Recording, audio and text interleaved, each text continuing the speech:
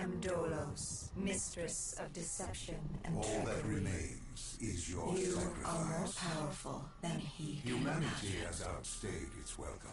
The dead shall inherit the earth. Listen to the sound of my voice. Can you hear me? Who's there? I can't see you. My name is Dr. Salim. We've met before. Dr. Salim. Where am I? You have fallen between the world of the living and the dead. The void. I'm dead? No, I can't be dead. Deimos, I have to stop him. And you still can. I'll explain as we go. For now, you must trust me. Think back to Coalescence. The start of your journey. The beginning. The beginning.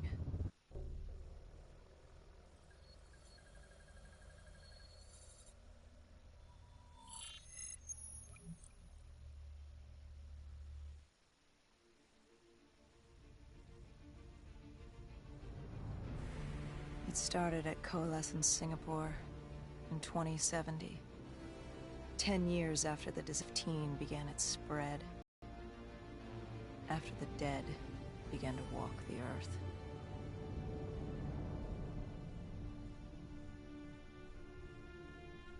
We'd lost comms with John Taylor's squad, another undead extermination team. Dead killers, we were called. With our cybernetic augmentations, we were impossible to infect. We were trained to terminate the undead.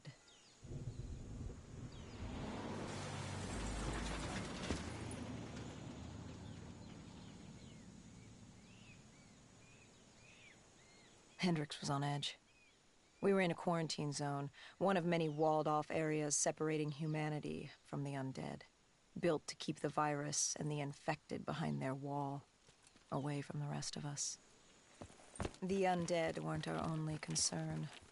The 54 Immortals, a local combine who remained in the containment zone, were aware of Taylor's activity. This place was the epicenter of the epidemic. The 2060 Coalescence disaster created the cursed world we lived in today. Any activity at this site would set off alarm bells. Either way, our troubles were only just beginning.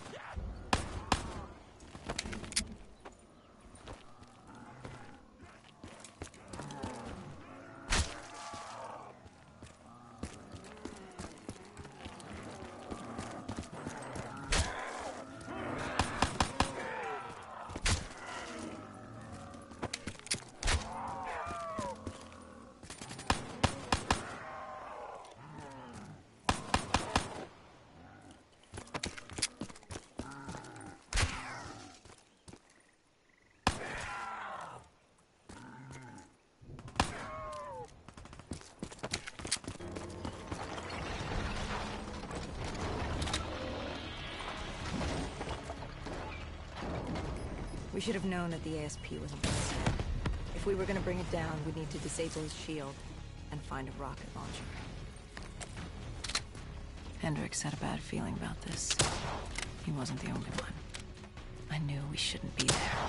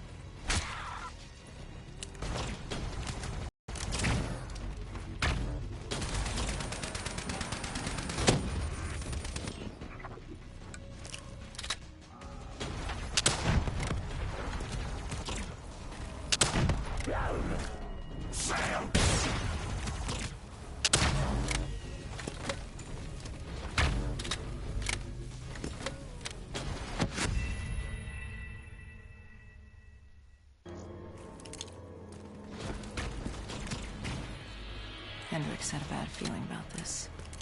He wasn't the only one. I knew we shouldn't be there.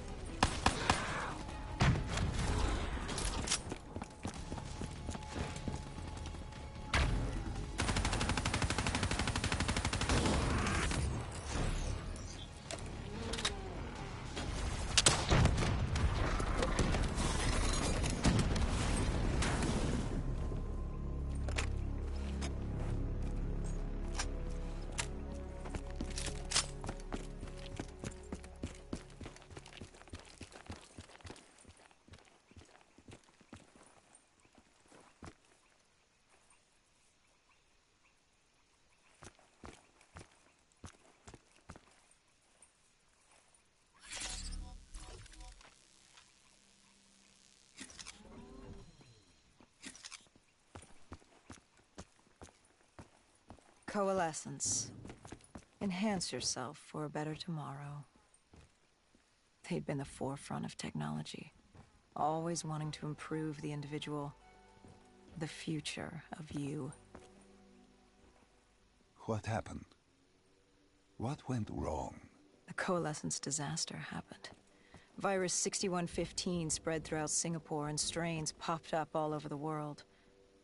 Governments built these quarantine zones to house the undead. A way for the populace to ignore what was happening. 10 years on, and it had worked. We put it out of mind. Ignorance was bliss. What was so special about this operation? It was supposed to be by the books. 5 years after our cybernetic augmentations, Hendricks and I were a well-oiled machine. Quarantine sweeps, recon, search and rescue. It's just what dead killers do. But we'd never been sent after one of our own before. John Taylor's systems had gone quiet. With our direct neural interface, we're hardwired into Winslow Accord servers. Observation knew if you were dead or alive. For Taylor to be neither, that was unusual.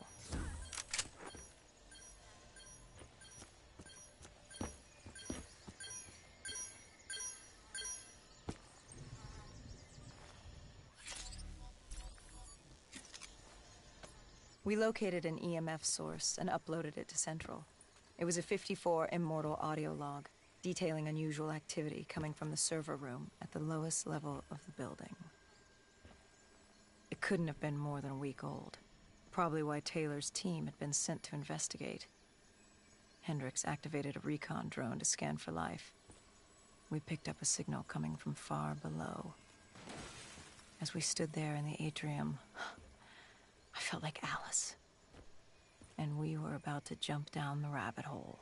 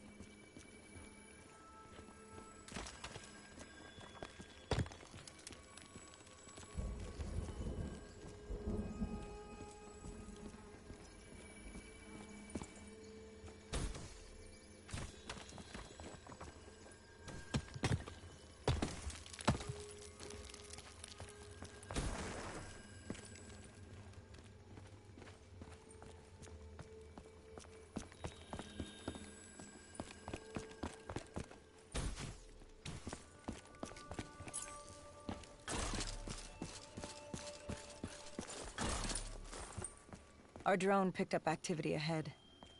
We should have known we weren't alone down here.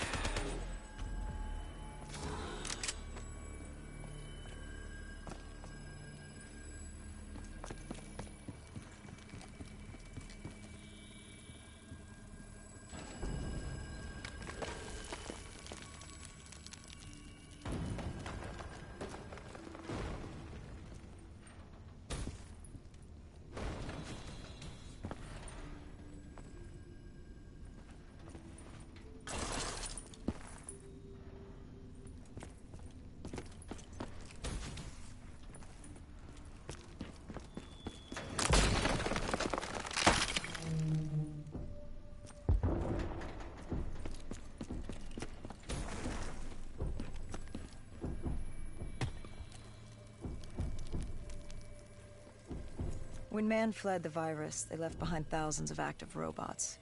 Machinery abandoned with one directive: kill the dead. Years later, they're still killing. But with decrepit programming, somehow humans had been added to their kill list, indistinguishable from our brainless counterparts. The strange behavior was observed in multiple quarantine zones. Another nuisance for us to deal with while on recon. We moved on.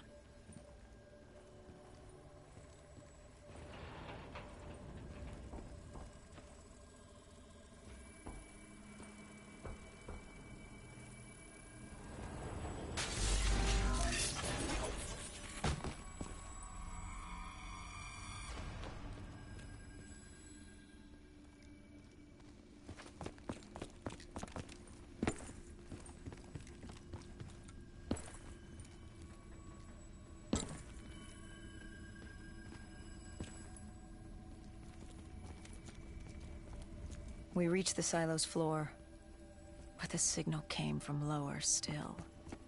Below Coalescence.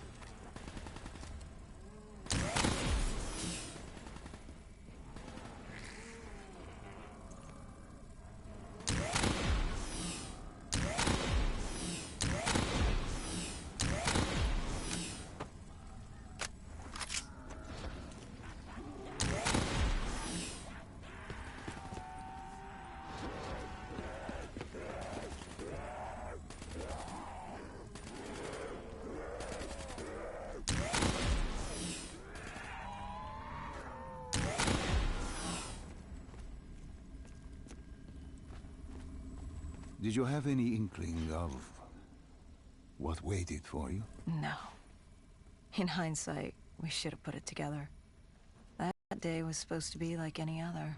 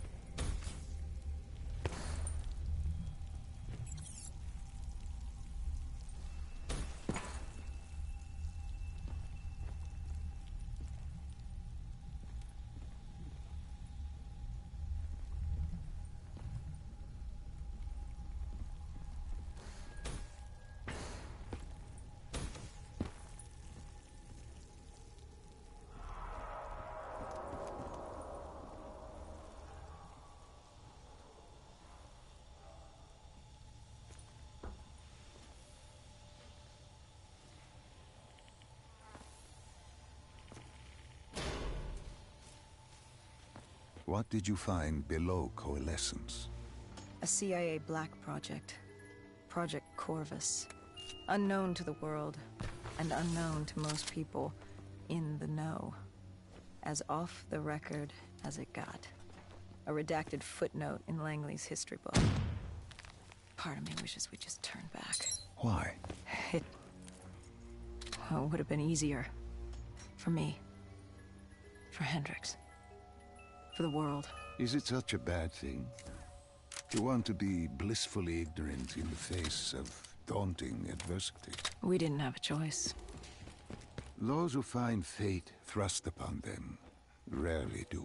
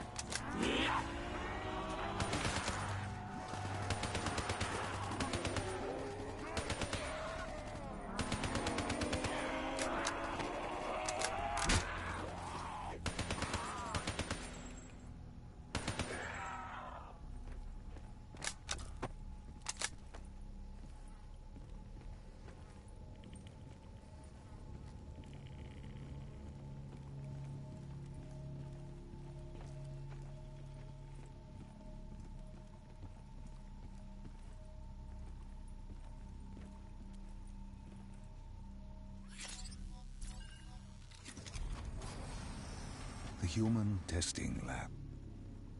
What awaited you there? We found the truth. The cause of the disaster. You are certain of this? We didn't have the full picture. Not yet. But this was the source. We knew Coalescence was where the virus originated, but residue of 6115 in the air left no doubt. This was where it all began. When the disaster happened, hundreds of thousands died instantly. And they were the lucky ones. Because when the rest of Singapore inhaled 6115, changed. From the living into the living dead. These test subjects, they were linked together, connected with a direct neural interface. Their minds hardwired into the central server. Hendricks didn't like what he saw. You knew something was wrong. The same tech in our own heads made us what we were. It was down here in this room. We didn't know what happened, but the data didn't lie. Man did what man always does, playing God and fucking everything up. We, the CIA, man, we created these things. We changed the world. How do you mean, change the world? The Winslow Accord and the Common Defense Pact. We'd been engaged in a Cold War for nearly a decade. 6115 changed that. When the dead walked among us, we set aside our differences. For all of your conflicts, you and your enemy had two things in common. You're both human, and you both want to stay that way. Was this the source of the signal? No, but it looked like Taylor had come through. Our answers were still further down.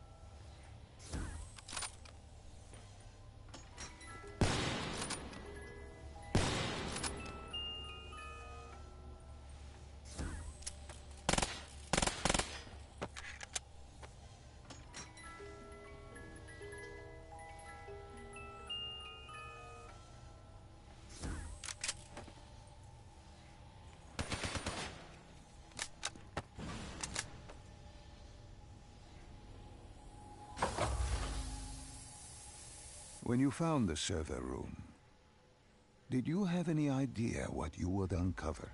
We couldn't have known. What we found was... We found Sebastian Diaz. One of Taylor's. Another dead killer. Our friend. He'd linked himself to the CIA server, connected directly with the Winslow Accord systems. He was deactivating defenses for the undead quarantine zones all over the world. The massive walls containing the spread, keeping us from the undead. Deactivating the defenses would let the flesh-eating hordes loose upon the living. It would end humanity. We had to stop him. The only way to stop him now was by destroying the server.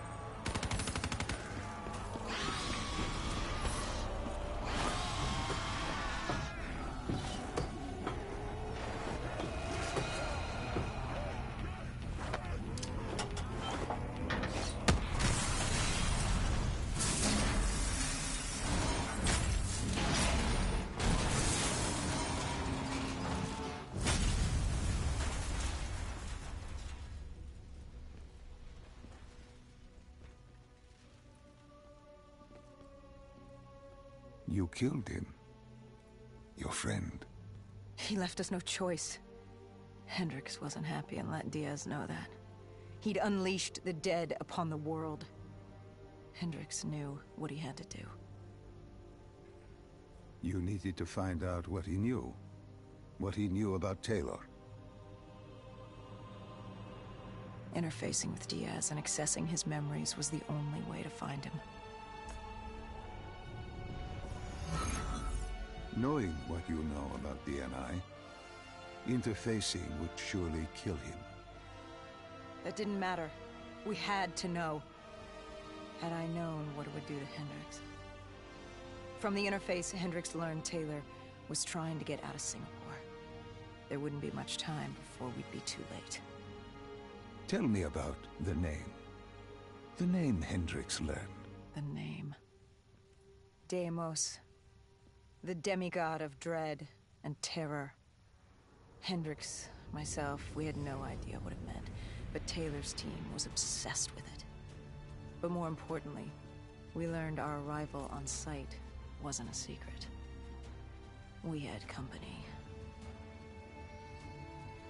Go Julan, leader of the 54 Immortals.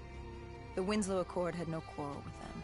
To their credit, they had no idea we were down there. Had they known... Well, I'm not sure things would have gone any differently. The Immortals had worried for years about another outbreak. This was the final straw, and contamination was a risk they weren't willing to take. They blew the supports and let the ocean flood the building. We needed to haul ass and get the hell out of there.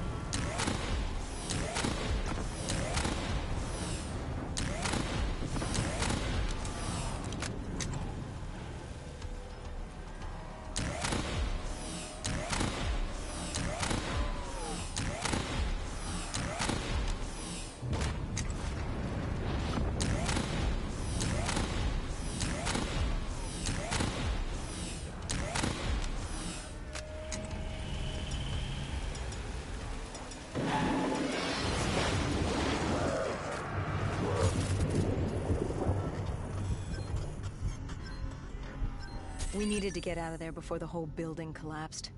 Hendricks had an idea. Flood the lab and let the water pressure jettison us out. Our lungs could take it. He just needed time to open the door.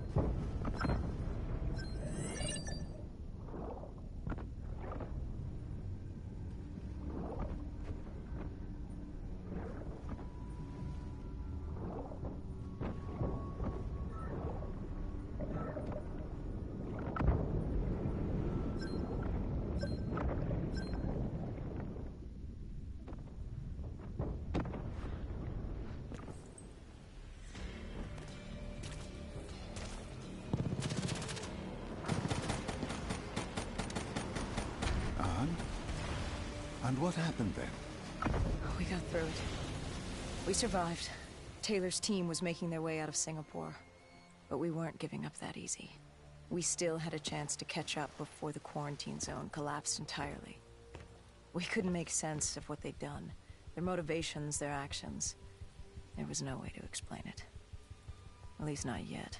To figure that out, we needed them. And we also needed to get the hell out of Singapore. That was the day everything changed. That was the beginning.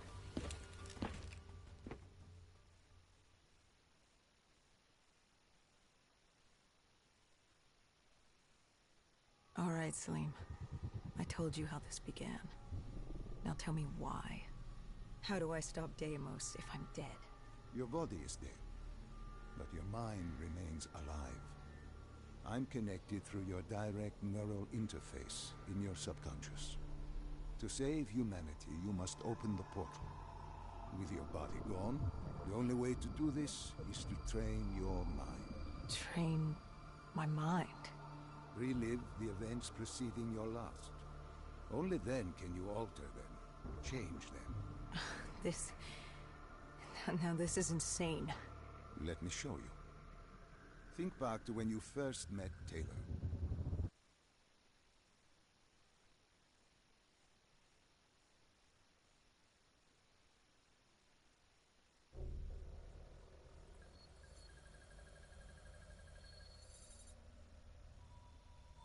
Think back to 2065.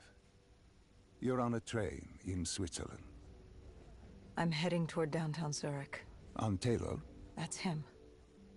Commander John Taylor. The first dead killer.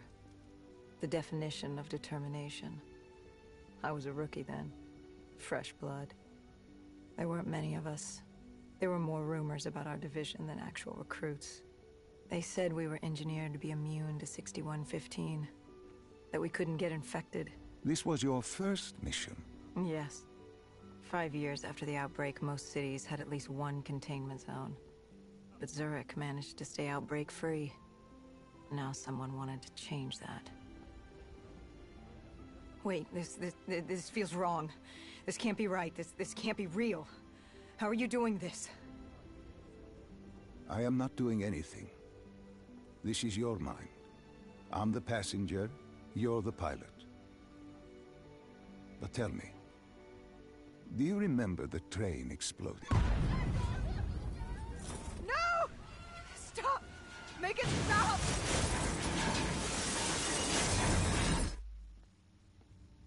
Dr. Salim, what's happening? What's going on? You must be calm. This is your memory, and you dictate the truth. But your mind can play tricks on you. It can deceive you, and it can lie. This never happened, but it nearly did. You and Taylor stopped it. How can I see something that never happened? What the hell am I seeing? And why does it feel so damn real? The human mind is fragile, easily swayed by an incorrect recounting of events. This was one outcome your mind feared. Start from the beginning and take me through the mission. Once we organize everything correctly, we'll be able to find the truth. Tell me about the raid.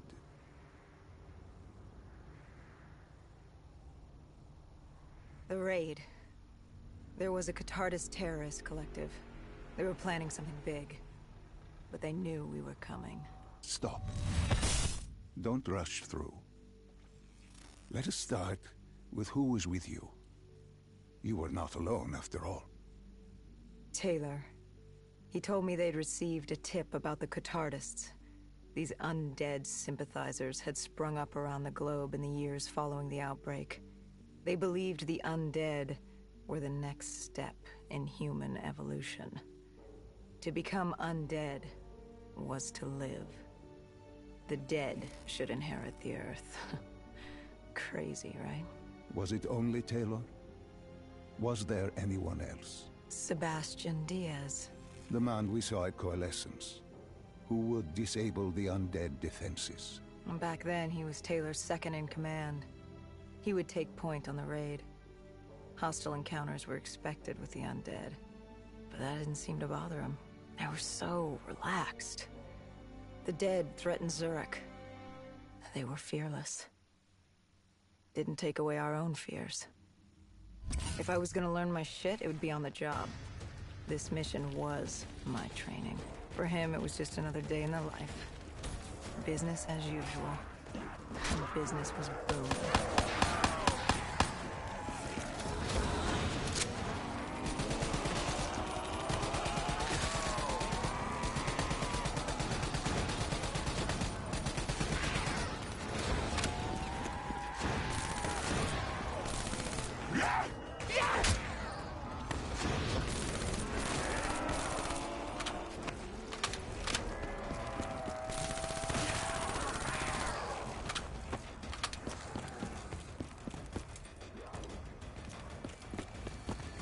What are these drops I keep seeing?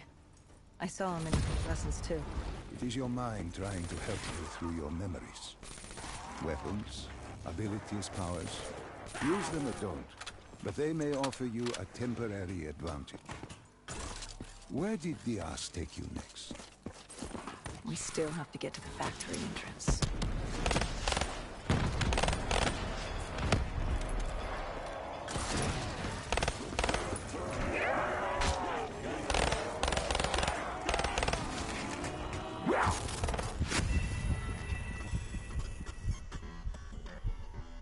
Still have to get to the factory entrance.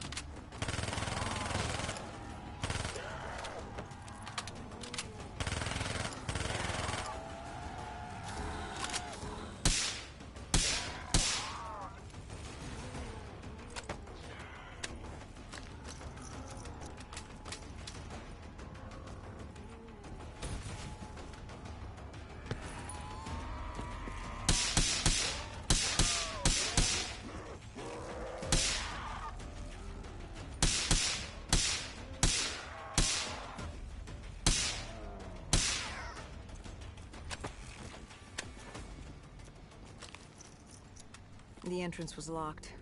We had to destroy a generator to get it open. That was around the corner, with more dead standing in our way. I had an arsenal in front of me, but Diaz made it clear. He told me to run point on the ground. He was curious to see me think on my feet. In a way, he was acting as your training. Diaz wanted me to earn the name Dead Killer. And there's really only one way you can do that. I had support that day, but when you're out there in the real world, you're on your own. No backup, no reinforcements. Just you and the undead. I'd show him I was worthy of the name.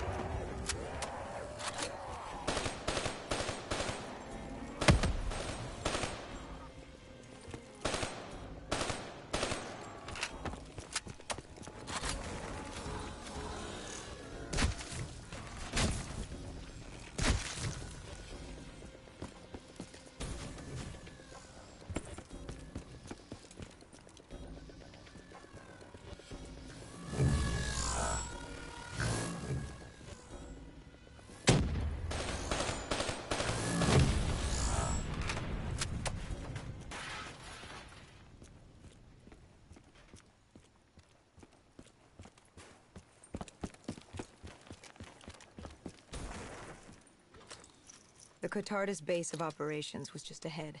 Once we were inside, we'd be able to figure out what they were planning.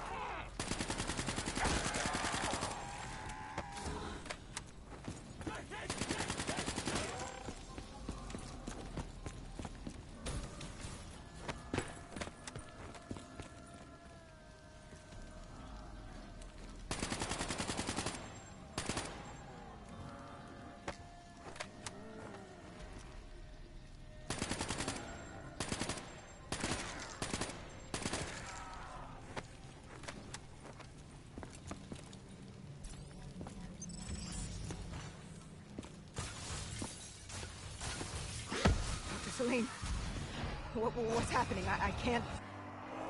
Stay with me. Come back to my voice. I can't. I don't understand. Tell me what happened. I don't know. I saw robots and they were ripping me apart. What's happening to me? What was I seeing? It is a lapse. Your mind is wandering into the unknown. Your subconscious finding fears, dreams, doubts. Stay with me.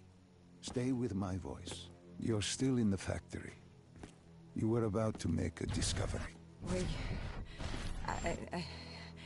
Yes, there was a console head, and Diaz told me to interface to get access to their network. We had to find out what they were planning. Had you ever extracted information with your DNI before? No. Nothing can really prepare you for it. The flood of data, endless streams of infinite information, it's instantaneous, and it's an eternity. What did it show you? The Cotardis had a contact. An inside man at Coalescence World Headquarters in Zurich. We had his address, ID number, security details, the last of which was most telling. He had extensive security clearance at Coalescence. Specifically, he had access to 6115, the virus. Then let us do just that. Let us find him. Take me to his apartment.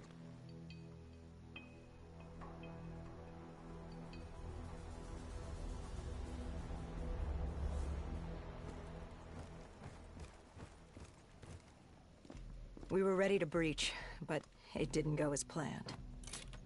He was ready. I had to get after him. Our mark was going to release 6115 into the surrounding area. Remember, walk before you run. You weren't alone. Who else was there? Taylor? Taylor.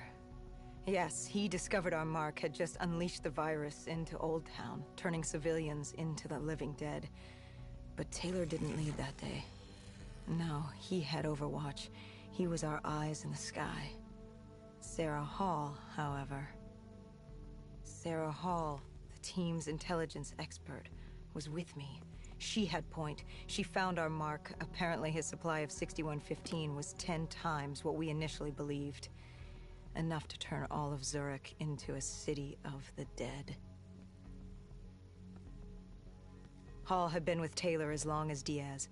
He practically raised her, trained her. He made her. With Taylor in the sky, Hall was our feet on the ground. She didn't have as much patience for fresh blood as Diaz. She was direct and focused. And right now, she was about to give me a lesson in target acquirement.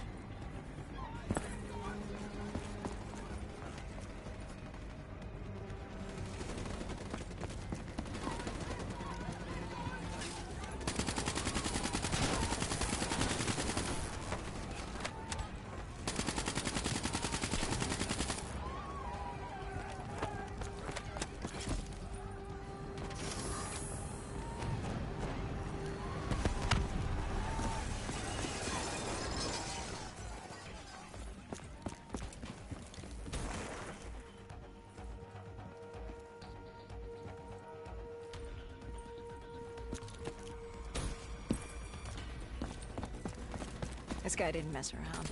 He had DNI just like us. He was hijacking any robotics he could, sending them after us.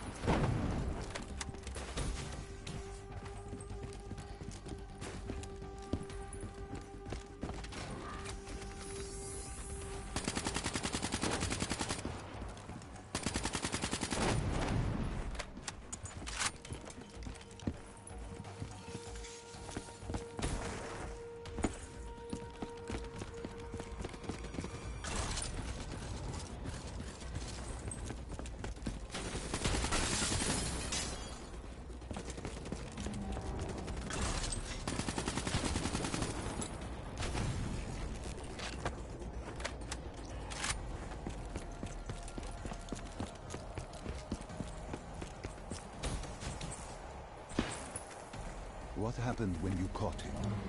Our mark was bleeding out after that fall through the ceiling. Time wasn't on our side, and we needed information. So what did you do? I would do what Hendricks did in Coalescence. I had to interface with him, extract the information from his memories. You make it sound cold. You would be diving into this man's mind. A dangerous task. A terminal task. I know, but you have to make it cold. Detach yourself from the person. It was our first time performing this sort of interface, and Hall wanted to get that point across above all else. It's nothing personal because there is no person. They're not humans. They're data banks for pilfering. Even though it would kill him. Even though... It's ironic, really. Ironic? Hall teaching me how to raid a person's mind. It wouldn't be long before... Well... We know what happens to Hall. What I do to Hall. But we do what we have to do. This was the world we made. If we don't do it, if we can't sacrifice the individual, how do we protect everyone else? That is a heavy burden to press upon the individual. If not us, then who? This was what it was about. Being part of an undead extermination team. Being a dead killer. It's about making that sacrifice. Making the ultimate sacrifice. What did you find? What secrets did your databank have to share? The Cotardus group had set up shop deep in the subways. Whatever they were planning, the answers were there. Information that would stop the bomb.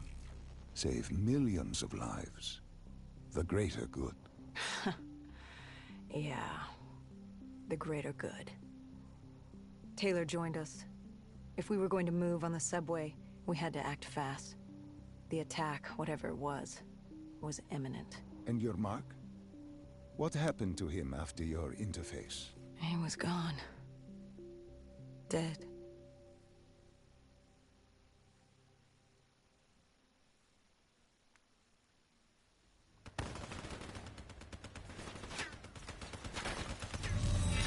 The tunnels. We tracked down the Cotardus operations, and they were putting up a good fight. Who joined you in the tunnels?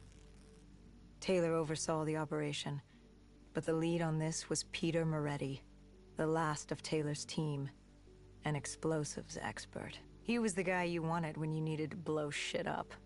He was damn good at blowing shit up, which made him perfect for the fight ahead. Fearing discovery, the Cotardus Collective had an armada of undead and patrolling robotics guarding the facility. I won't lie, it's strange seeing Moretti like this, knowing what happens next.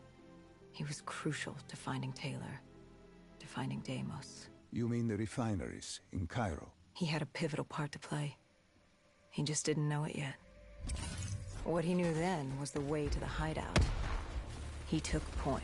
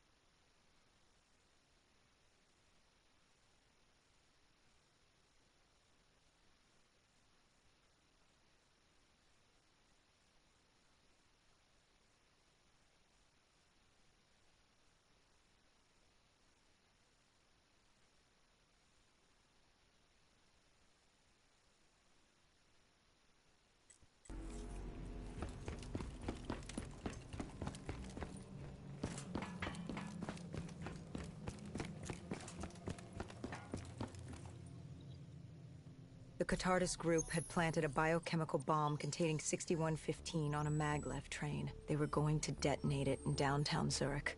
Their plan was to turn the whole city, as we feared. Taylor said there wasn't much time. But I'd done good.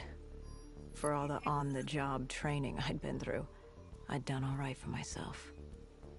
All that was left was to find the train.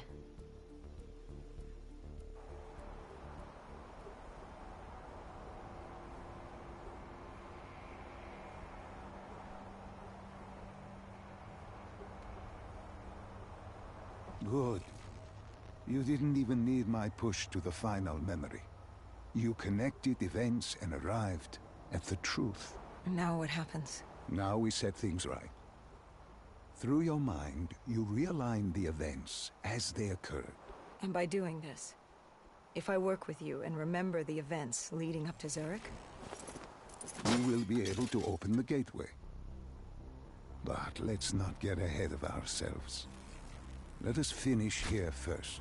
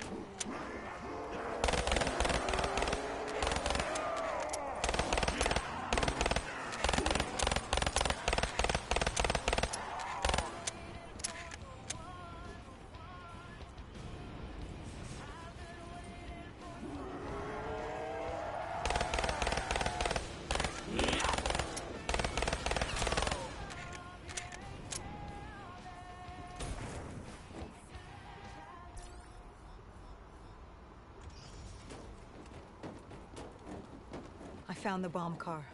The whole thing was wired up, primed to blow. There wasn't time. I couldn't disarm it. So what did you do? Remember how we can't get infected? Some of the rumors about us were true. That's why I was there.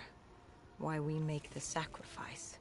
I used my cybernetic abilities to reverse the polarity of the train car and detach it.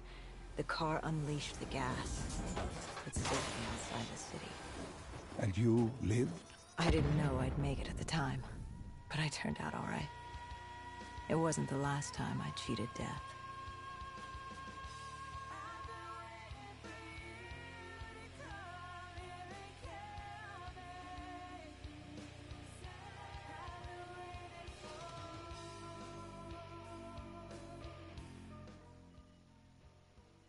No.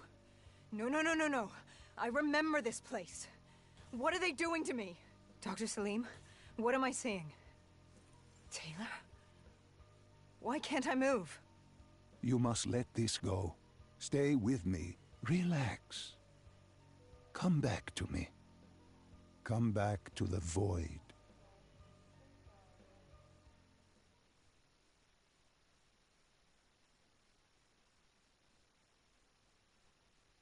Can you hear me? Are you there? Yeah, I'm here. I'm back. I'm ready to continue. Good. Now that you've begun conditioning, let's return to 2070. After Coalescence collapsed. You were trapped in Singapore. With quarantine zones unlocked all over the world, we couldn't raise WA command.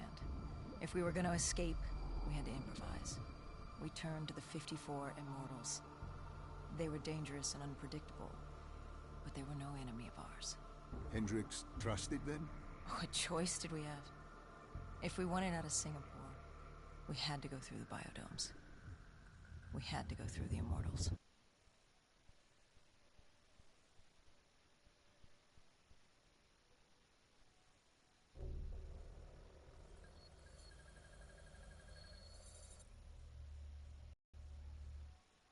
Getting in was easy. Getting out would be another matter entirely. At the time, the biodomes were the safest place to be. With the outbreak of 2060, the Immortals seized the marina and dug in. The biodomes were impenetrable. Dead-proof. Hendricks had a contact, Danny Lee. He was slimy as they come, but he could get us transport. Not only that, Taylor had beaten us out of the biodomes. And Danny claimed to know where he was heading. They had this information. Danny was convinced Gojulan had info on her central server. They were doing us a solid, really. But that didn't come cheap. They wanted food, water, weapons, reinforcements from the Winslow Accord. We agreed to their terms, with no idea if we could honor it.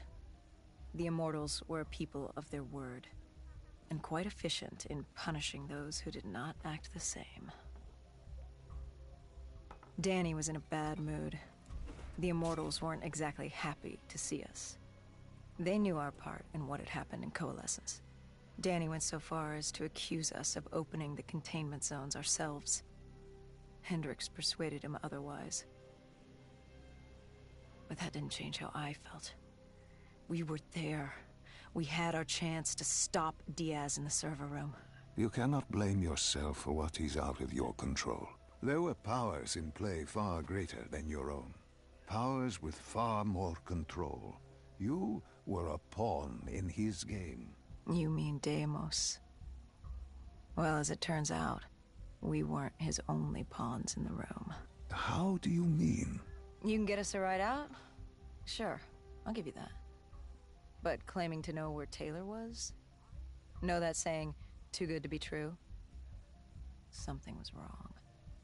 There was something malevolent, malicious. I called Danny out. Wasn't too happy with that. But then again, we assumed he was just scared. The outbreak now occurring worldwide was unprecedented. We were all scared. Up till now, we'd become complacent. We got comfortable.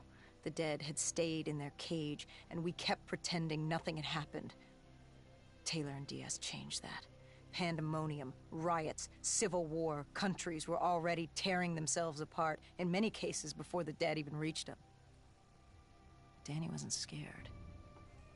He was stalling. And it only took us another moment to find out why. The Ghost siblings. Danny set you up. No. This was different. It was their eyes. Hollow. Empty. Void of life. Like they could see right through me. They all had it. Just like Diaz. It was only later we found out all higher-ups in the Immortals were outfitted with D&I. Like us. If only we'd known the part our own technology would play. The thing about dead killers, though, there's always a plan B. We had a robot squad in place, ready if the situation took a turn. Gojulan bolted before our robots got her. She was headed for the server room in Cloud Mountain, the only place we could put in the call from transport. It became quickly apparent that uninvited guests had joined the party in the biodomes. The dead were flooding into this safe haven. It was about to become hell on Earth. We had to move. We had to get to Cloud Mountain.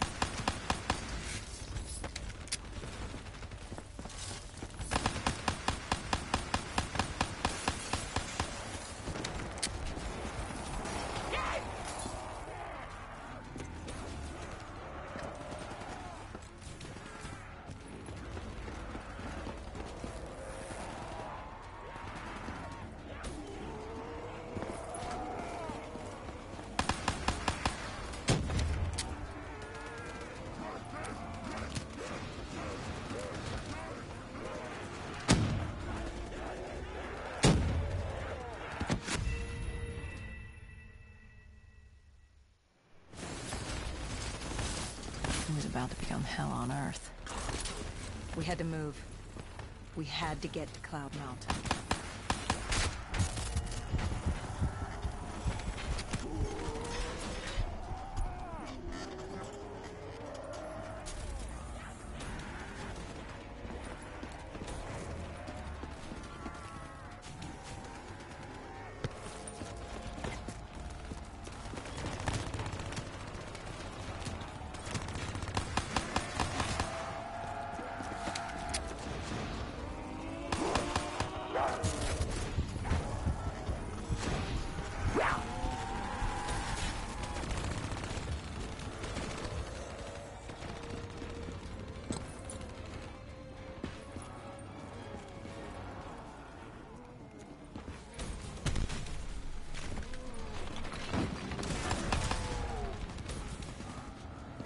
I don't know how the undead got in.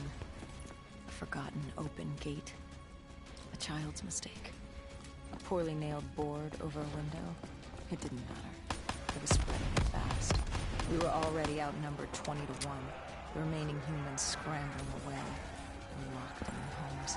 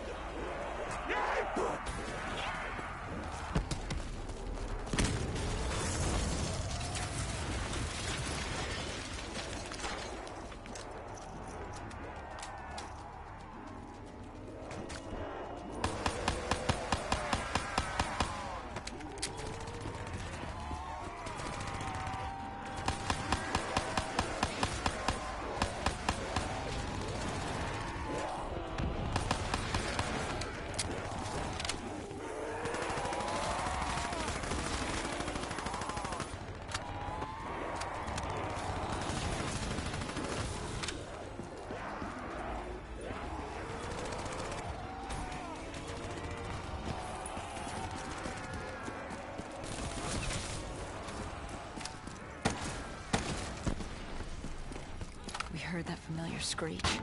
Parasites, mutated creatures born out of 6115 were flying towards us.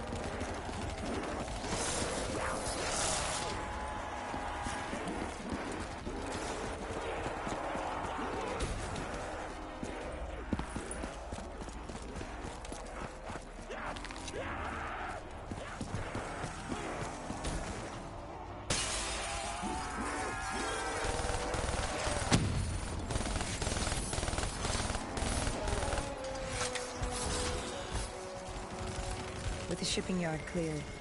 Cloud Mountain was just ahead. The server room at the top. We had a long climb ahead of us.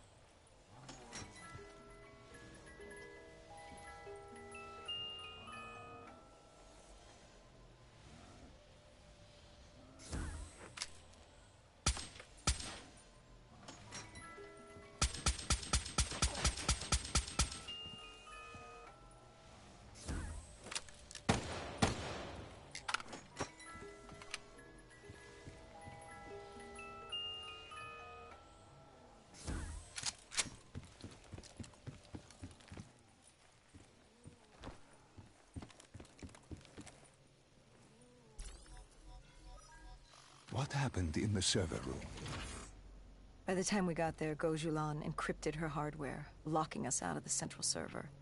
Hendricks stepped in, but we were a few seconds too late. Damage was done. Why did she lock you out? It didn't make any sense. Sure, we weren't on the best of terms, but this wasn't her. Something else made her do it. Something was controlling her. The encryption used a biometric hand scan. Hendricks tried to unlock it. But the Go siblings were smart. They'd set up an access system requiring both of their hands for authorization. And her brother was shredded with bullets back in the bar. We could hear the horde coming, and we only had one sibling. But she did have two hands.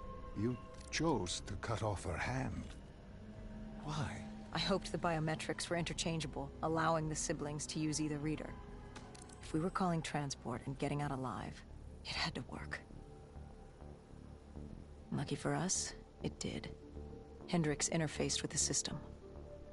He was able to raise WA command. We needed a ride out ASAP. They had a VTOL a few minutes out. Rendezvous was set for the top of the dome. But Hendricks wanted to know what Gojulan had on Taylor. Anything, even the smallest detail, could be helpful in picking up his trail.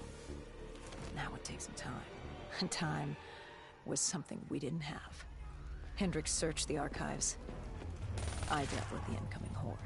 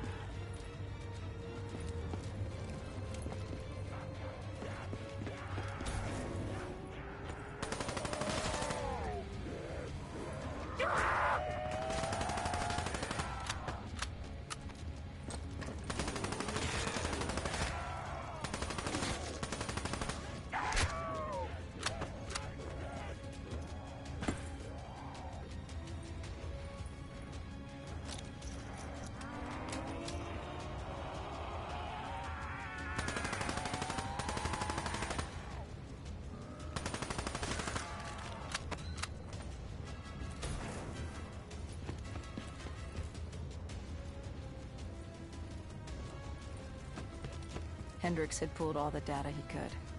I hoped it was enough. Our pickup was in position. It's time to get the hell out of here.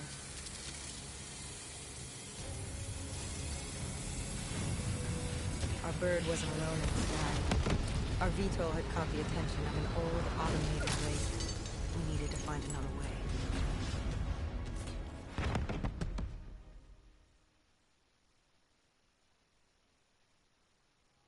This Wraith tailing you. It was like the malfunctioning robots you found in different quarantine zones?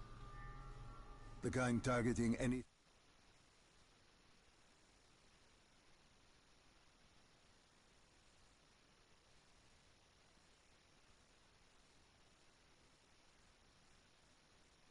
Extraction set beyond the swamps. If we crossed the super trees, there were shipping docks where we could commandeer an airboat. It's easier said than done.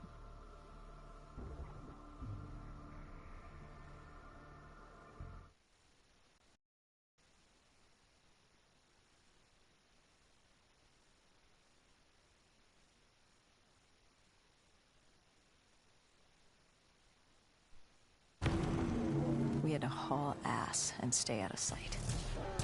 But they weren't our only concern. Winslow Accord picked up chatter ahead.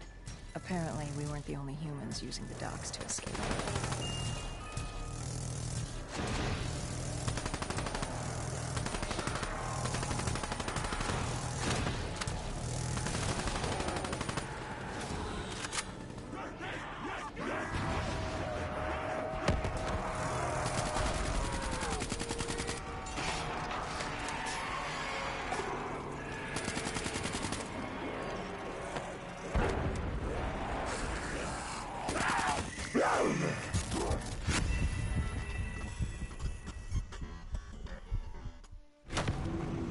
We had to haul.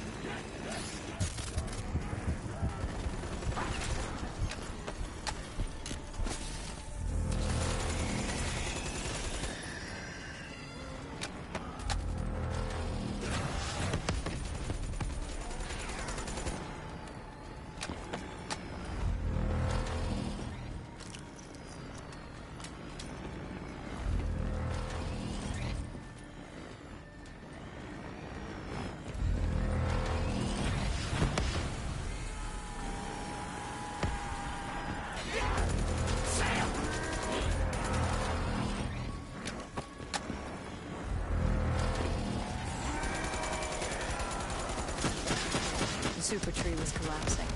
The only safe route to the docks was up. Chatter confirmed that 54 Immortals were scrambling to get out the biodome's through.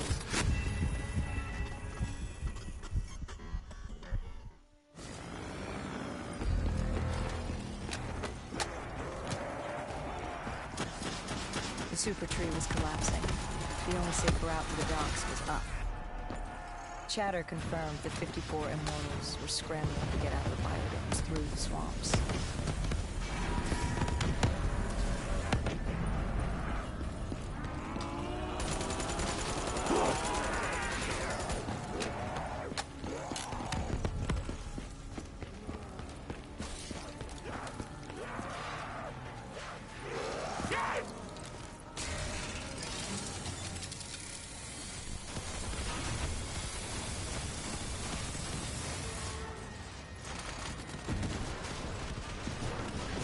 From the sound of it, they wanted us dead as much as the Flesh Eaters did.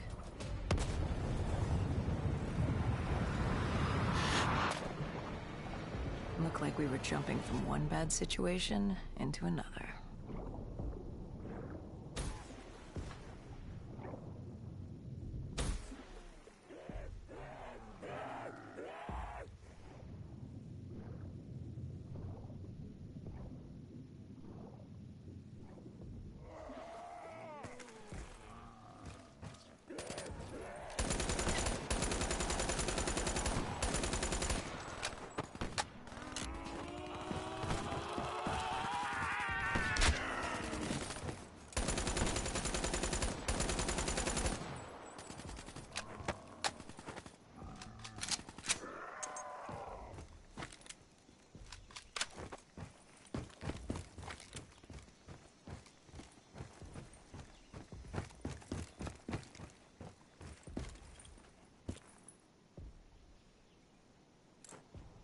Hendricks commandeered an airboat and set the autopilot. We had undead on our ass, and more 54I ahead. And that rogue wraith wasn't done with us yet.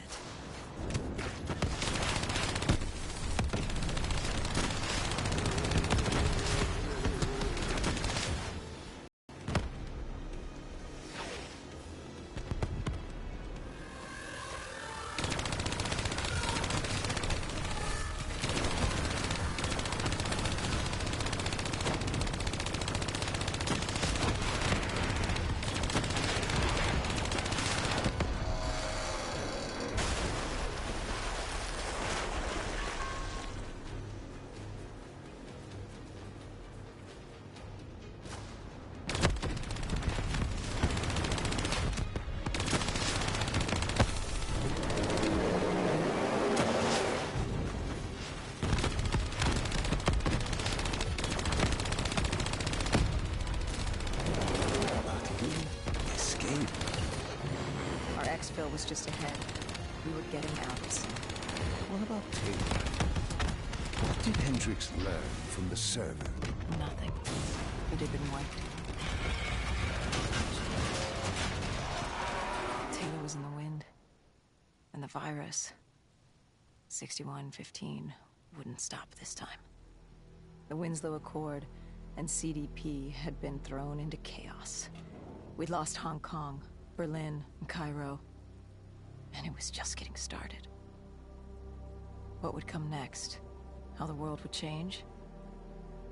There was no way to be ready for that.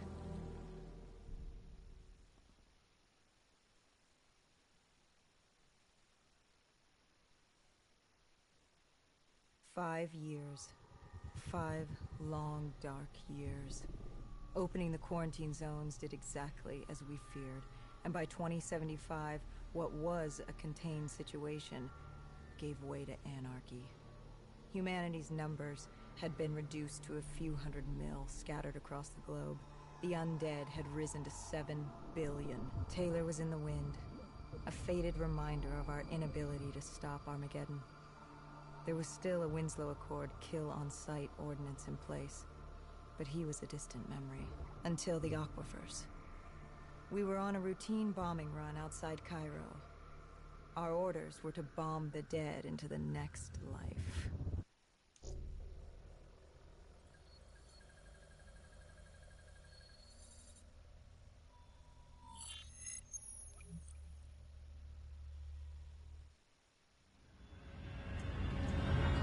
Our target was a Catardus colony. They'd taken over a refinery. It was a well-armed facility protecting them and the dead they worshipped. Top priority was to cut off their comms and leave them in the dark.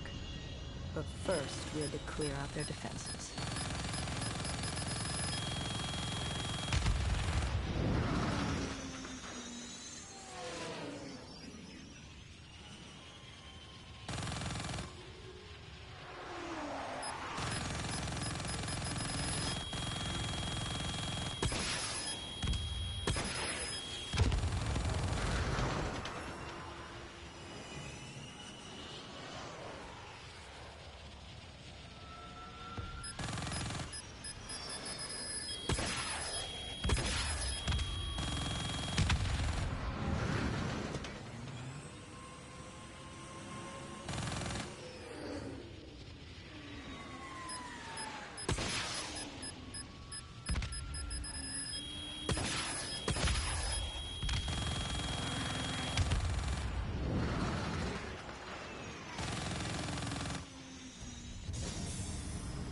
This was a routine sweep.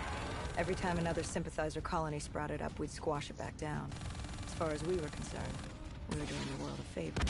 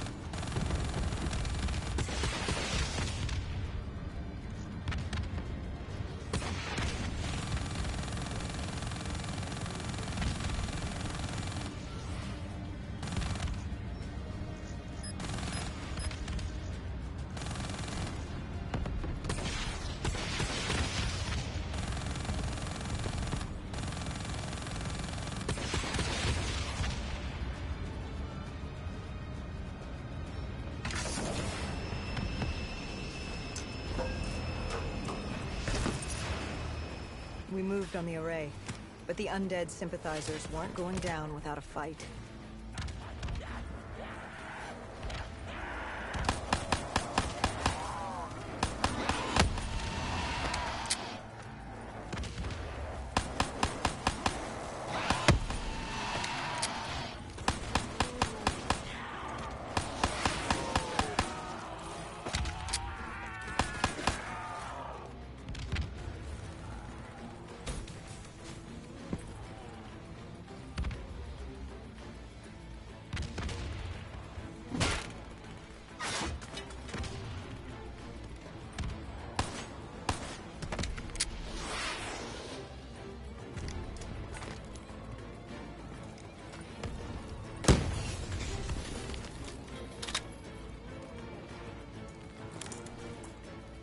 Disabling the comms would take some time. Our support detail dealt with that. I dealt with reinforcements.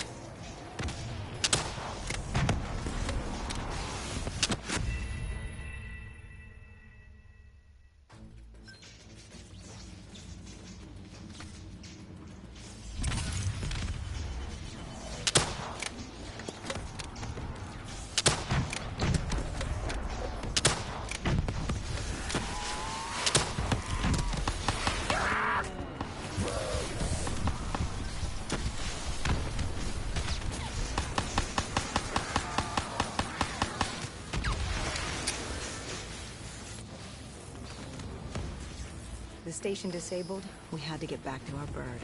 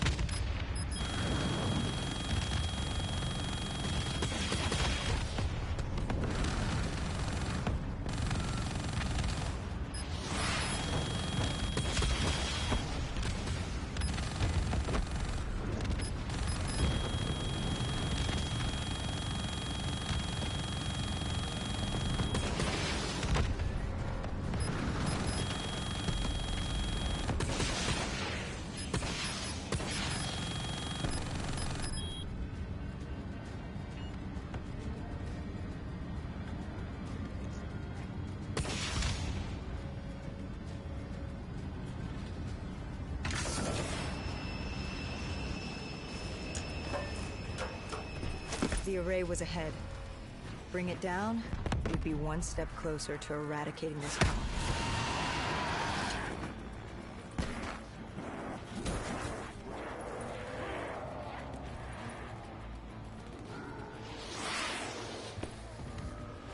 Our support detail needed a few moments to disable the array.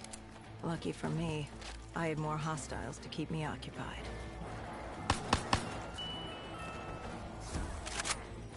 Disabling the comms would take some time. Our support detail dealt with that. I dealt with reinforcements.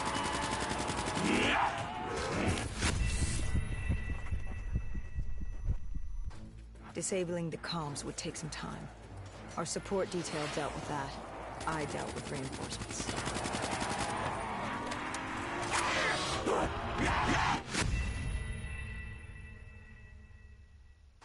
Disabling the comms would take some time.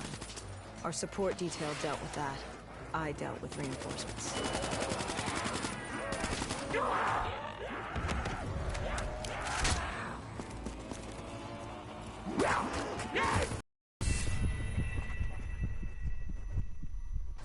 Disabling the comms would take some time. Our support detail dealt with that. I dealt with reinforcements.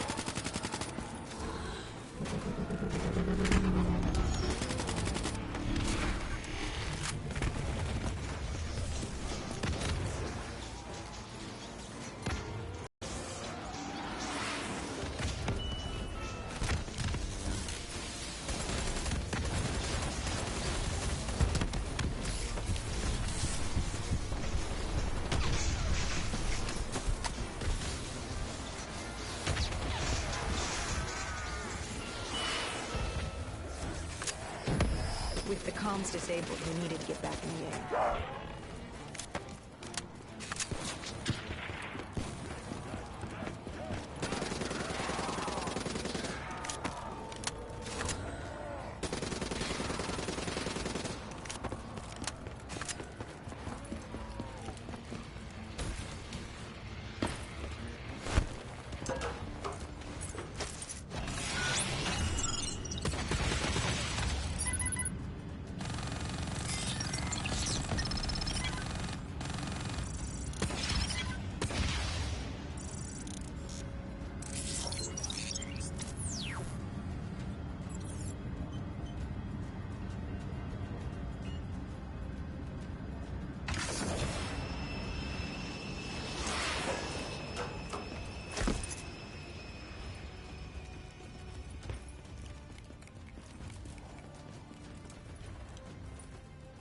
With their comms jammed, the next step was to breach the control room to take back the facility.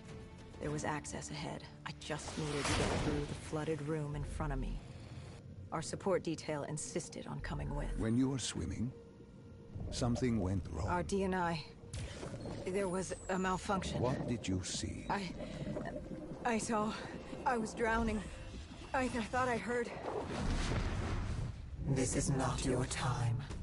Get back up. Do not trust him.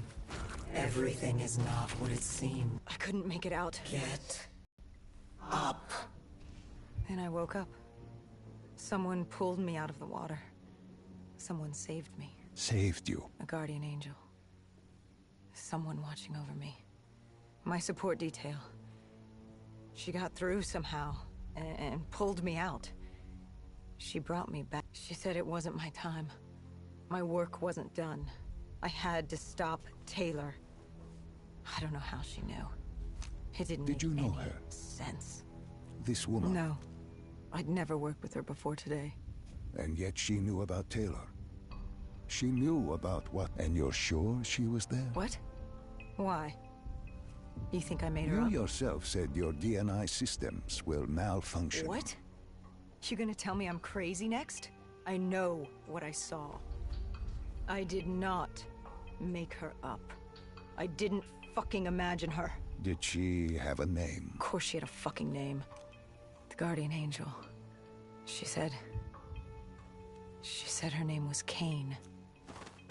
She told me she'd help me get through. She said we had to move. Control was beyond a server room ahead. If we were going to take the refinery from these dead sympathizers, we needed to clear it out. If we couldn't, Plan B. plan bomb this shithole to hell.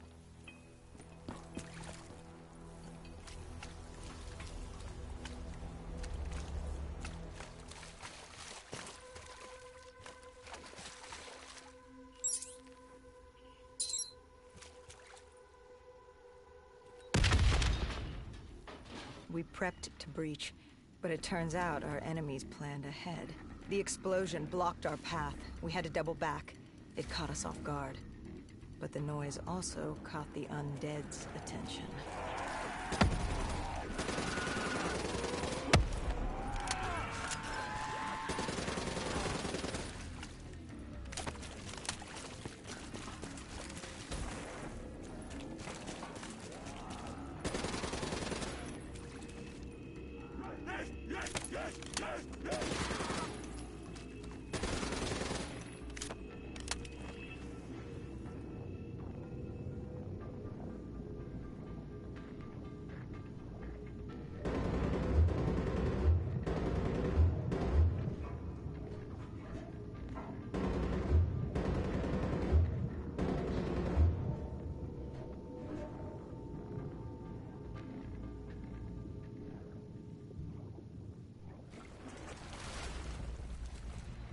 We regrouped with our allies. That's Egyptian Army Lieutenant Ziad Khalil, friend of ours. He was durable, seasoned. He defended his home through undead wars. He wouldn't go down without a fight. Khalil would move on control from the exterior. I'd sweep the dead from the air. Our guardian angel accompanied me. She told me the answer to finding Taylor was on this refinery. Why she thought that. How she knew that. It was surreal.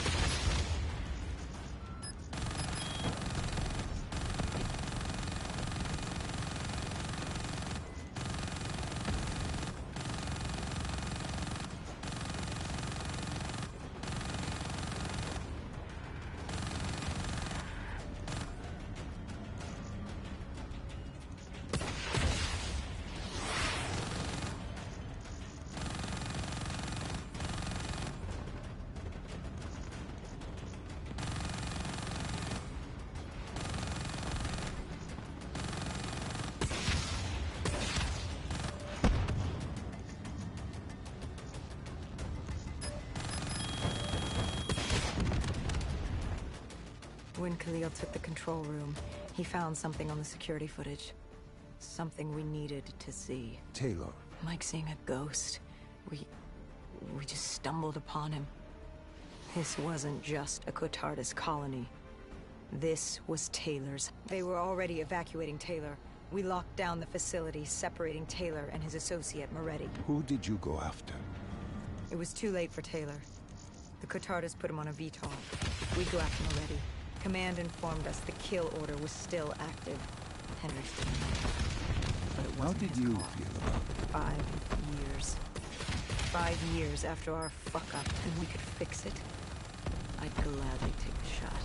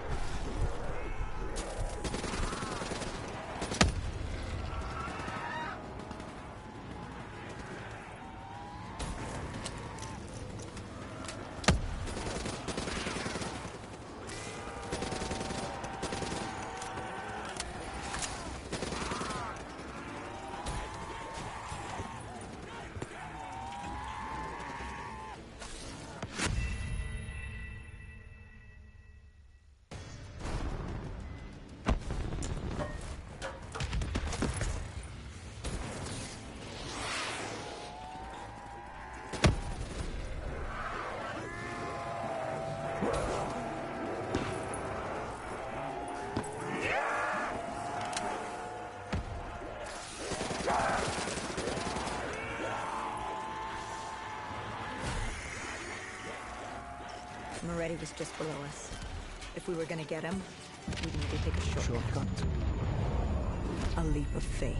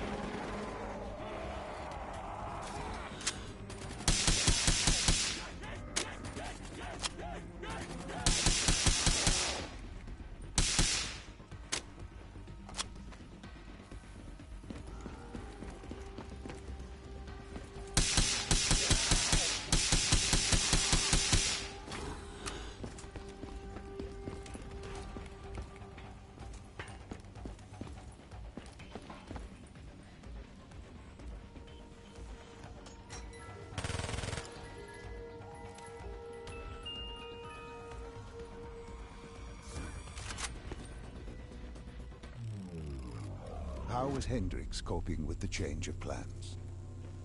He was upset. And why wouldn't he be? Command wanted our friends dead.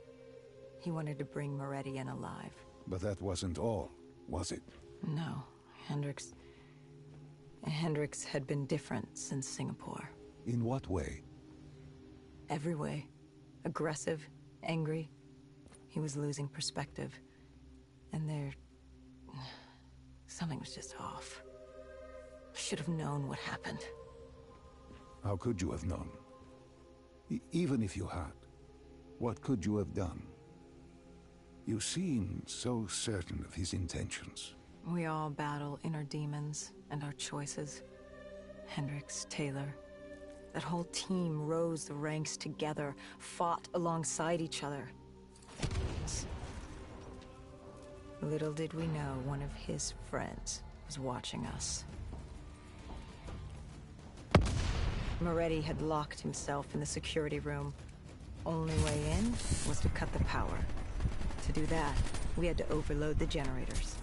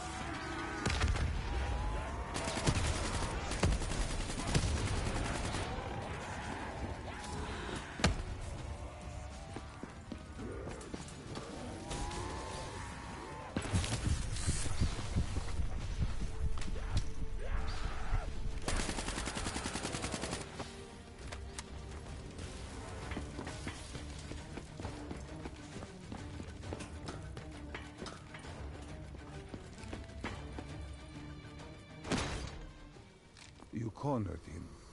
What did Moretti say? He said that name. Same as Diaz. Deimos. He said if I wanted answers, I had to find Damien Bishop, a man we both knew from a past mission.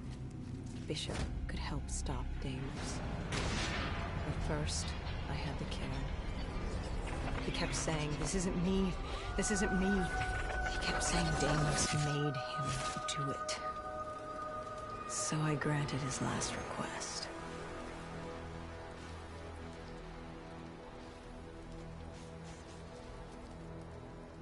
I killed him as he asked. I did our job. It didn't sit with Hendricks. Can you blame him for his outburst? Hendricks was pissed because Moretti was our link to finding Taylor. A link I just severed and split open on a spike. And the guilt I carried all those years that I channeled inward, Hendricks channeled outward. At me. This was our chance to fix our mistake.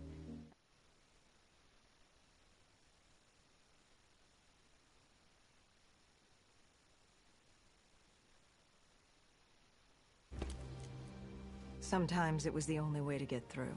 I told him what Moretti had told me about Bishop, Deimos, whoever the hell he was.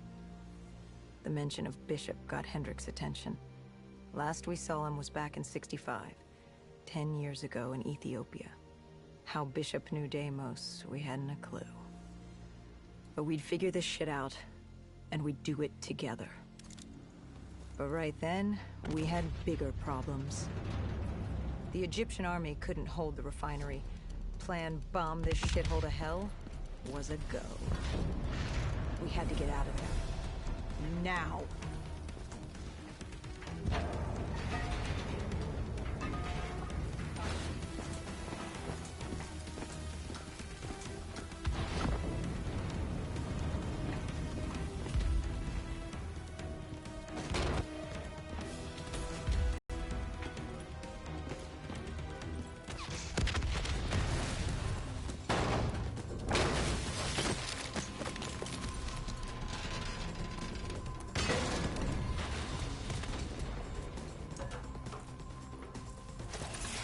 We lost Taylor, but we had a lead.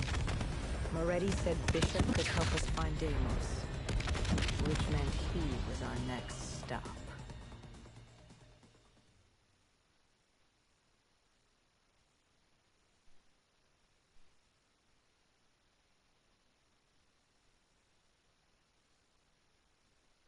This Bishop that Moretti mentioned... Damien Bishop, the man who found the cure. A vaccination to make 6115 victims human again. A cure? Did it work? It should have. Something was blocking it. Bishop had this theory. He believed somewhere there was an undead brain. A single creature controlling them as a collective hive. He believed that it somehow blocked the cure. We met him in 2065 when he made the breakthrough. News traveled fast. He and a few others were kidnapped in Ethiopia. It was a joint op with Taylor's team. We were to extract Bishop from a base overrun by the dead.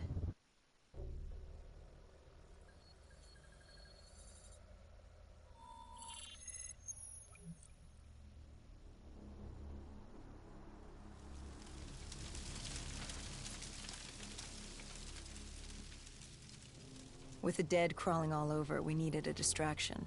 Something to keep the flesh eaters occupied so we could grab Bishop. We weren't dead killers yet, so we had to be a little more creative.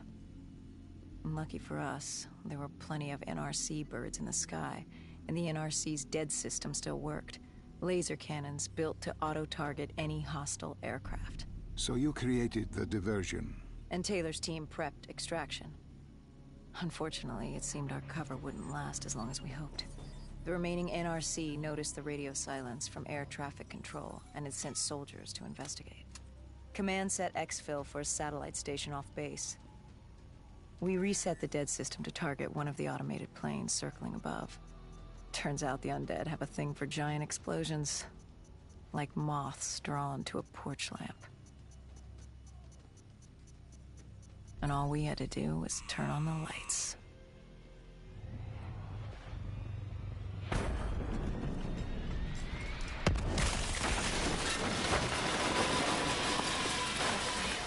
Unfortunately, we couldn't exactly control the landing.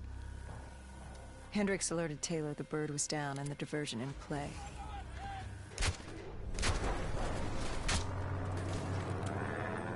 We took out the NRC and moved.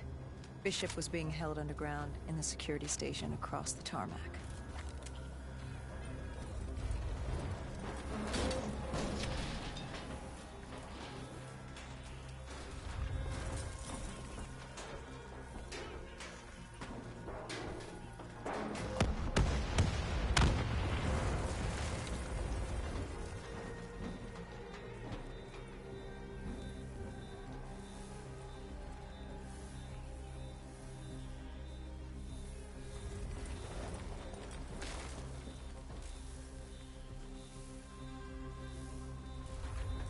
Hendricks ordered weapons down.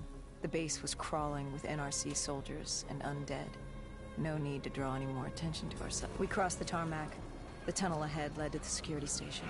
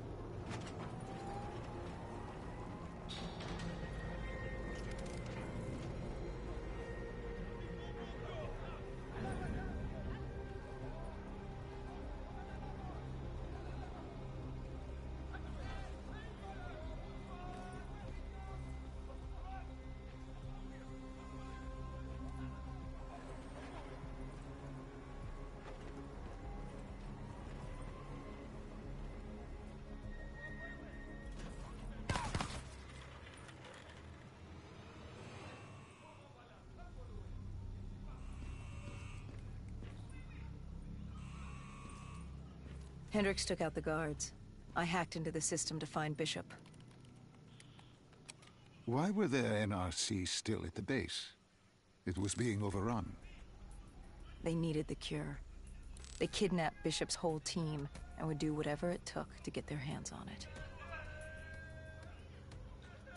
They'd torture these researchers till the dead broke down the door and ripped them all to shreds if it meant they could save their people. It wasn't personal. It was self-preservation. With the secret out about Bishop's discovery, he'd become the most wanted man in the world. The NRC were just the first to grab him. It was every country for itself. Why do you think we were there? The Winslow Accord wanted the same thing the NRC did. You can't rationalize anything when you're put up against the wall. Nothing about this was rational. It was instinctual, animalistic, survival.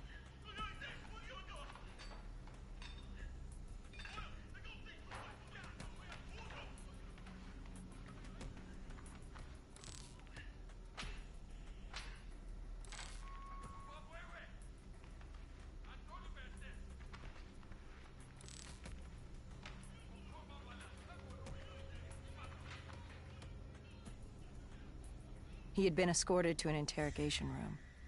We had to hurry. Behind us was an undead army.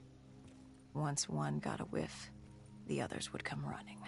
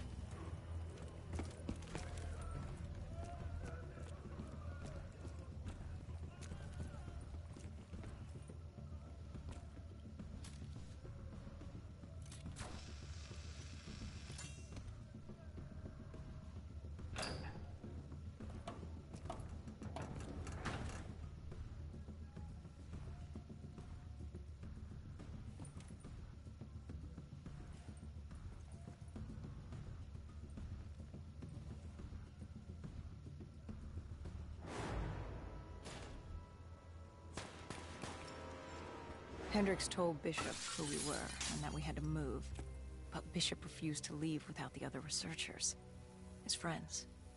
Our instructions were specific. Bishop was our priority. We didn't like it, but Bishop refused to leave without them. It sounds like you were taking an awful risk. He said for the cure to work, he needed them.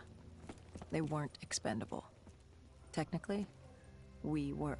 In a way, you and the NRC were not so different in what you wanted and how far you were willing to go. Our method was different. Our reasoning was not. No one wants to sacrifice themselves to save the world. But you like to think if the moment came, you'd have it in you. Who was inside the cell? Lieutenant Ziyed Khalil, member of the Egyptian army. Back in '65, he was a guard assigned to Bishop's research station. This was how we met. Hendricks cut him down and notified Taylor we were freeing the other hostages. Taylor said we didn't have the time. The base was swarming with additional NRC forces. They weren't letting their prize go that easily. There was a tunnel full of hostile soldiers between us and our exit. A cargo elevator ahead was the only way to the surface. No telling how close the dead were behind us.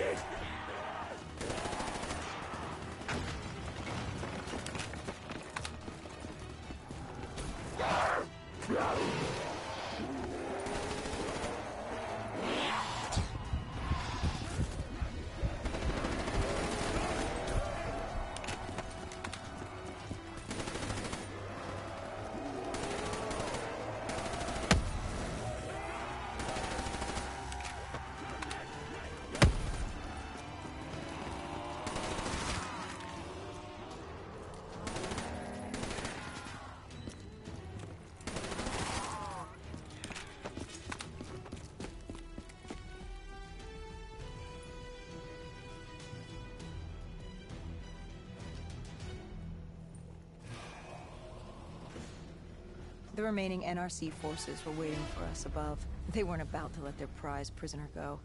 If it meant getting the cure and saving their families, they were willing to die for it. And they weren't the only ones. We'd never seen dead killers in action before. To us, it was a spectacle. To them, it was just another day in the life. Wait a minute. Do not be deceived by his lies. Remember your past. Remember when you first met John Taylor. Remember the truth. Wait, this is wrong. This can't be real. I told you I met Taylor in Zurich during the 2065 Cotardist uprising, after I became a dead killer. But here I am with Taylor, and my limbs haven't been replaced yet. I'm still human. Why did you tell me that the first time I met Taylor was Zurich? Focus. You need to complete this memory. What was Taylor's plan? We were still on for Exfil, but first we had to blow the bridge. We followed Diaz. Both undead and NRC forces were converging on our position.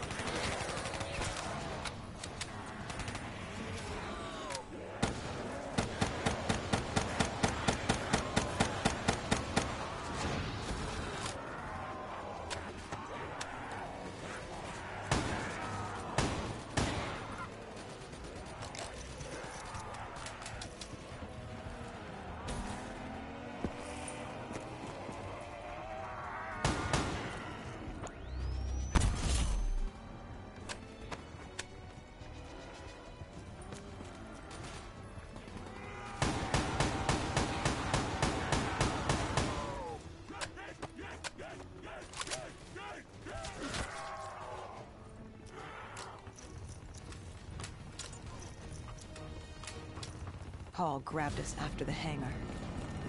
She was to take us to Moretti, so we could blow the bridge.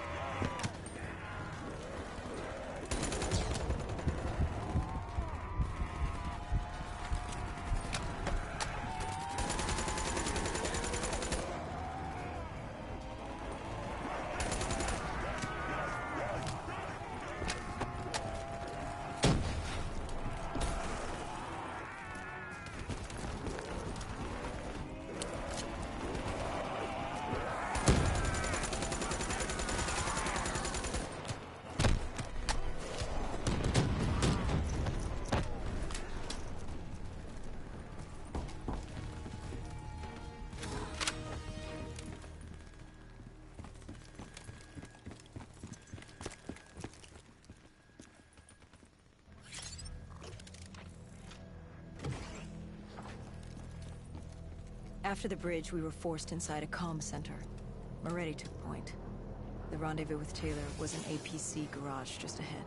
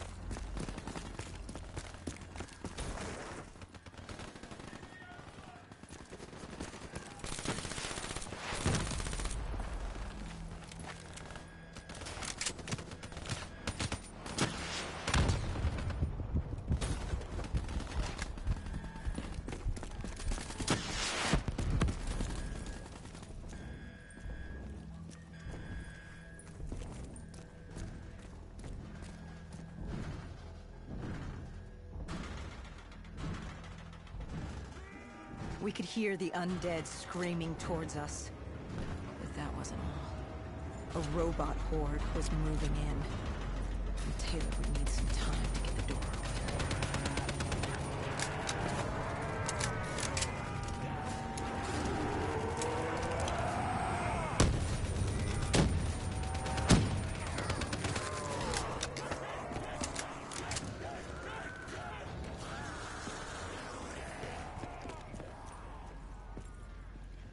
You were forced into the garage. What happened there? Hendricks wanted to go back and get the other hostages. Taylor said Bishop was priority. After all, he had the cure. The rest were just collateral. What did Taylor do? He volunteered to take his team to get the others. We were to take Khalil and Bishop to Exfil.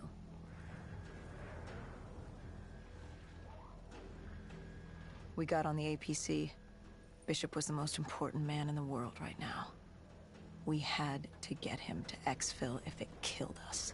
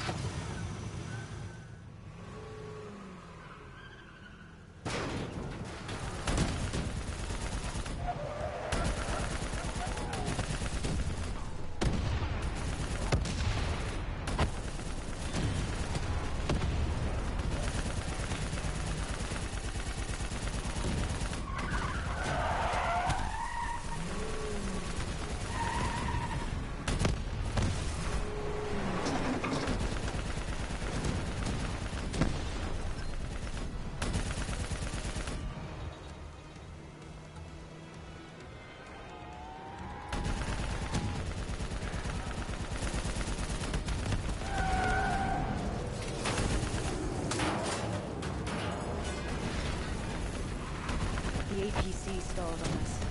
Hendricks needed a minute to get it going. The undead, robots alike were crawling over us.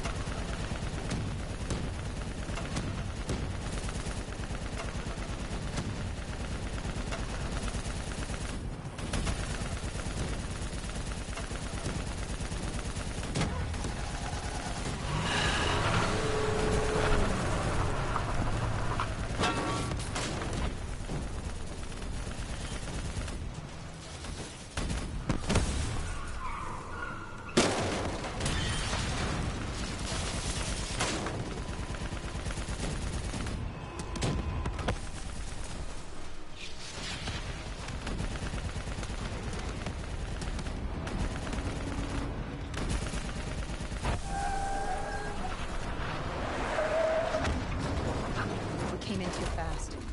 The APC spun out and crashed. Hendricks moved Bishop into position. The drone evac was inbound.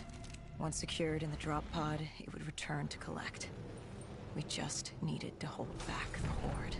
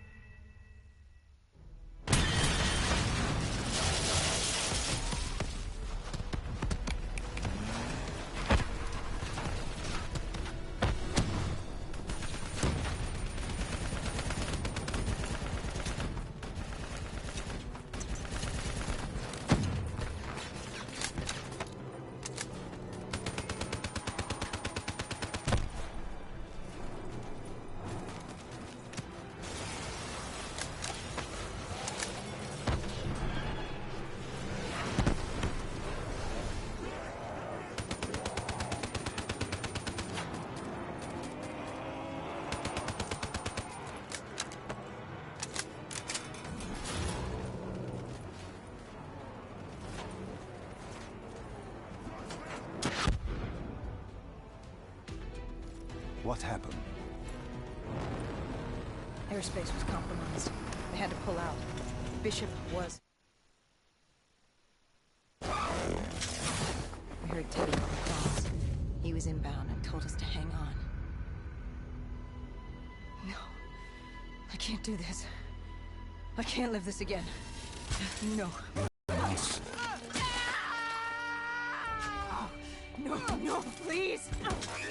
If you wish to defeat Deimos, you must. To save the world, you must relive this. I should have died. I felt myself fade. It was over. That was the day I met John Taylor. That was the day I became a dead killer.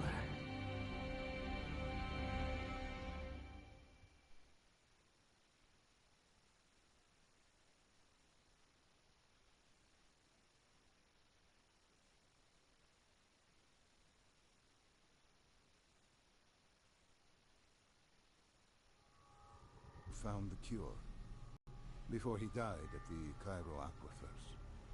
Moretti told you to find him. On Moretti's instruction, we sought him out. We told him what we knew, which at the time was just a name, Deimos. He didn't know much, just that Deimos was responsible for the outbreak, and that a safe house in Singapore had a dossier on the guy. So we returned to Singapore. Little did we know, Gojulan had taken the city, and somehow gotten the undead to obey her. If we were gonna get to the safe house, we'd have to go through them.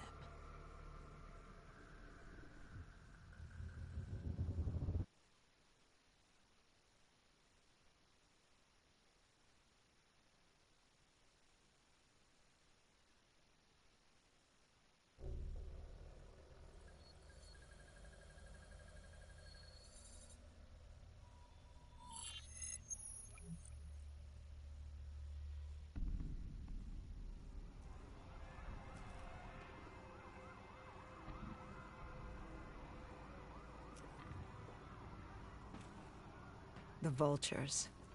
Sadistic scavengers, ravaged by atrocity and time, driven by fear and insanity. We saw their victims strung up on display the moment we arrived. When forced against the wall, the impurities of man can be revealed. It was more than that. This was survivalism.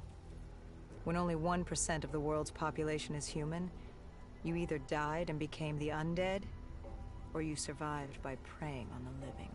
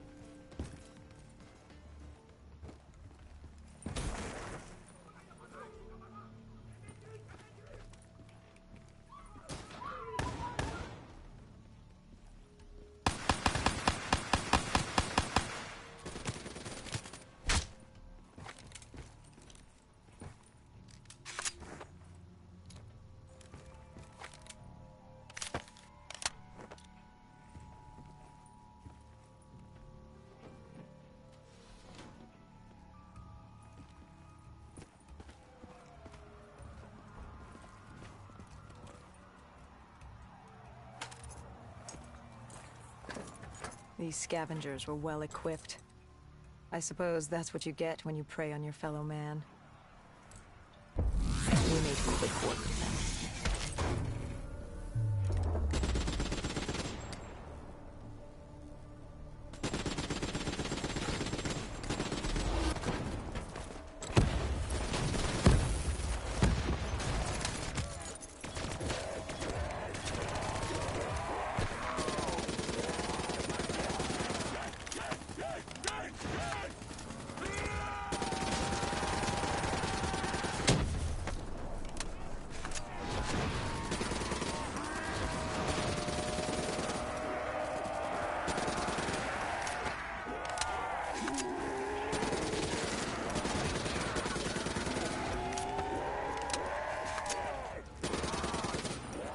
Hendricks took point down the alley.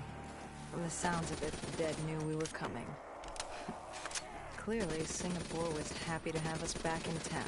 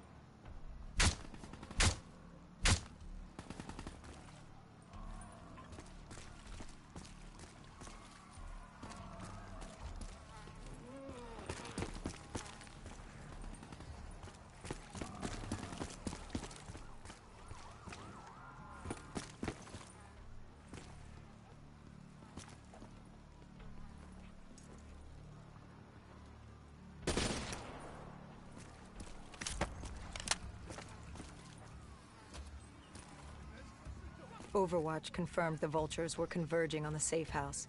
Civilians spotted on site. We didn't know if we could get through without additional collateral damage.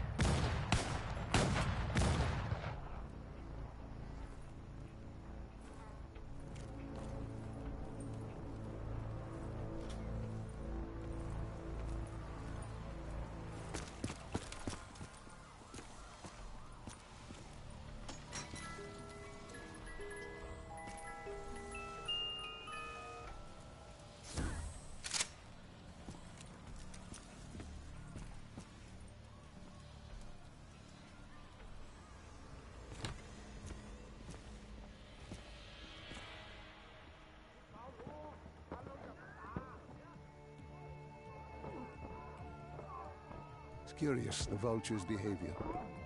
Willing to kill the living and the dead alike without prejudice. Survival of the fittest at its most primal. They act with reckless abandon without thinking of the consequences. They had to know. The more they killed other humans, the slimmer their chances became. Don't think of them as humans. They're animals. Abandoned by any form of governing body, they dictated their own society. They were tribal, nomadic. In their eyes, man was as much a threat as the undead.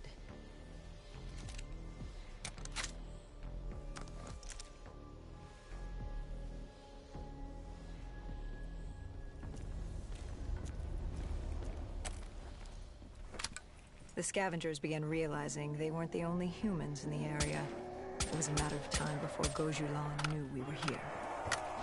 The safe house was beyond the gardens, but the gardens belonged to the dead. They smelled us lurking above.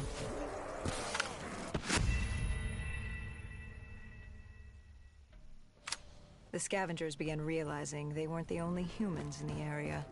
It was a matter of time before Gojulan knew we were here. The safe house was beyond the gardens, but the gardens belonged to the dead. They smelled us lurking above.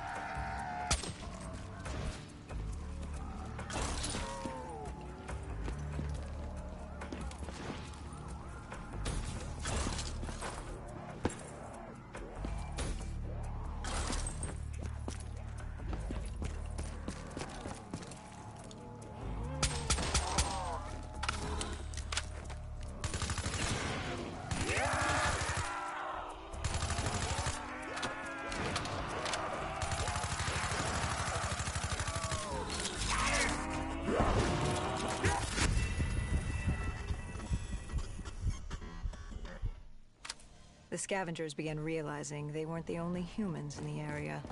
It was a matter of time before Gojulan knew we were here.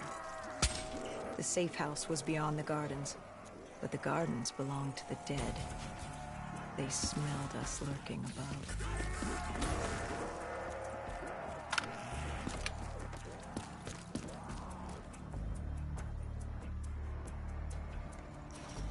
Before Hendricks could take him out, the scavenger alerted Gojulan. She knew we were here. Reinforcements were moving on a checkpoint nearby, along with more dead.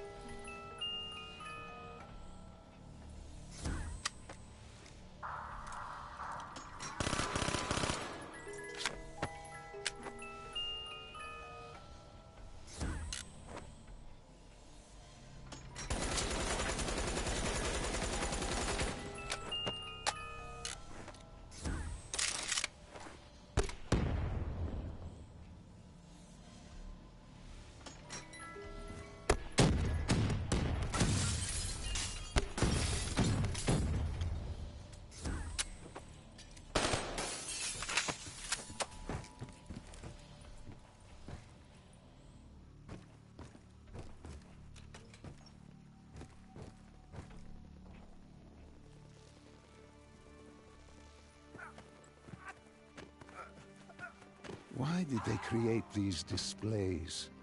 What was the purpose? They weren't just displays. They were art. A way to show off their work, lure their enemies with the dead bodies of friends. Vultures are territorial. They fought among themselves, sociopaths at war with everyone and everything. Undead or fellow human. Either way, you were a predator competing over the same resources. And now we'd become prey baited into a trap.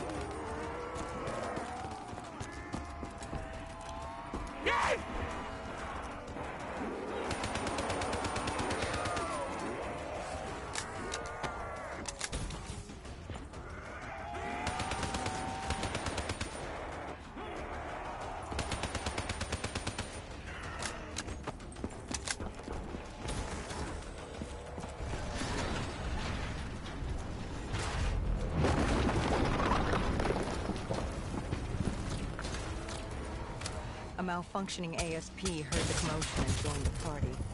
I needed to find a rocket launcher.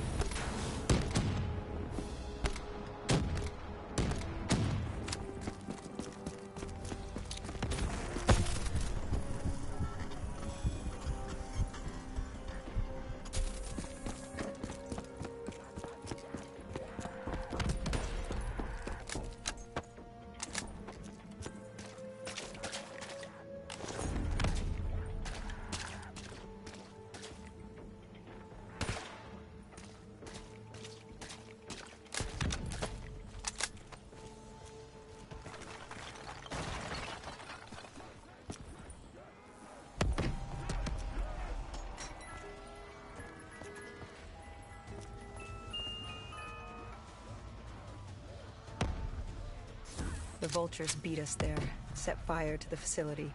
Gojulan announced herself over a PA. She was inside, and she had a special guest waiting for us.